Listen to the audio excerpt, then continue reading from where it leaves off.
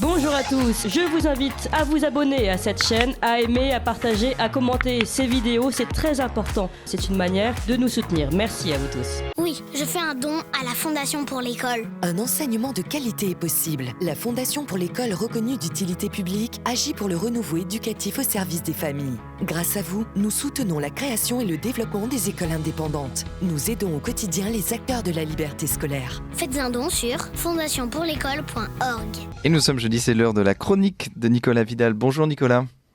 Bonjour Corentin, bonjour Valentin, comment allez-vous ? Très bien, comment s'est passée votre émission hier ?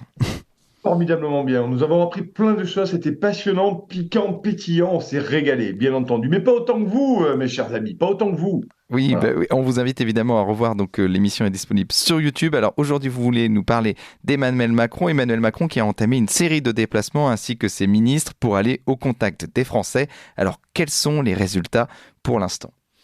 Eh oui, le monarque bison futé Manu Ier depuis une dizaine de jours sillonne, vous le savez mon cher Corentin, les belles routes de notre pays pour aller au contact des Français. Enfin, lorsqu'on parle de contact avec les Français, c'est plutôt une version énervée des gestes barrières façon Covid camisole. En même temps, Manu Ier a retenu la leçon alsacienne. Rappelez-vous, où il a serré la paluche de Français tendus comme des arbalètes, qui n'ont pas manqué d'ailleurs de lui faire savoir et qui, pour certains, au passage, ils ont fait un petit tour par le panier à salade.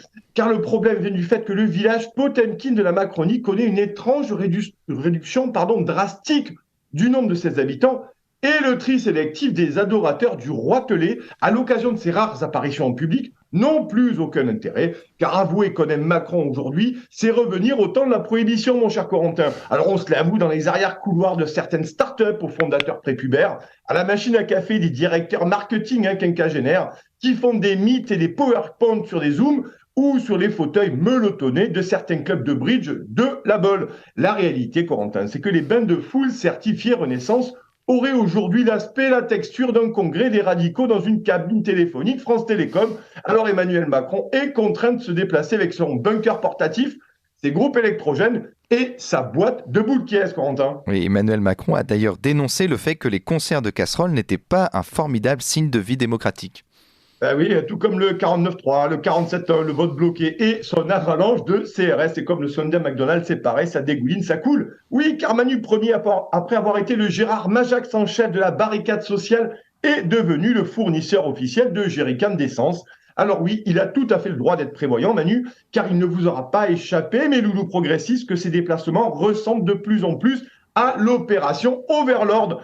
Parce que quand tu le vois décoller du stade municipal de Vendôme avec deux gros hélicos de l'armée, tu as quand même l'impression de voir la rediffusion combinée et progressiste du jour le plus long de Il faut sauver le soldat Ryan et de Platoon, bien sûr le treillis et les cartouchiers en moins. Alors le contact avec les Français, oui, bien sûr, mais vu du ciel est franchement le plus haut possible. Et les ministres sont aussi attendus un peu partout sur le territoire et certains ont dû annuler leur déplacement. Alors comment doit-on l'analyser ?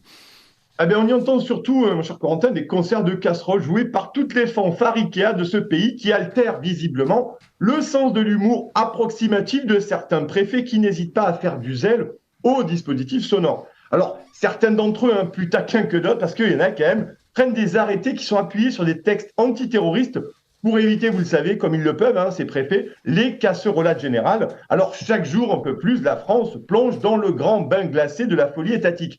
Et pendant ce temps, Gabi Attal déclarait tranquillou loulou en début de semaine, sous le soleil de la Grande Motte dans l'Hérault, que tous les trains de guitare qui manifestent de 14h à 18h en semaine sont certainement des gros tirs au flanc. Alors oui, mes amis, bienvenue dans les 100 jours d'apaisement de la Macronie flamboyante, pendant que Papendiaï, notre ministre de l'Éducation, finalement était coincé lundi soir dans la voiture barre de son TGV en gare de Lyon, bloqué par ces mêmes trains de savate dans le hall. Il ne manquait plus que les deux baristas de l'espace Z, Giorgio et Melinda, qui se seraient décidés à faire un concert de cuillère canette sur la machine expresso.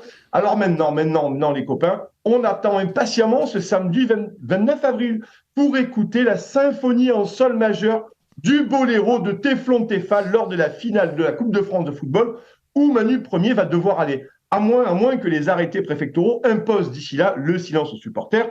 En tout cas, l'équipe de Manu a déjà prévu 4 groupes électrogènes de secours et des grillages, écoutez bien, des grillages derrière les cages des buts, donc pour éviter une effusion d'allégresse populaire.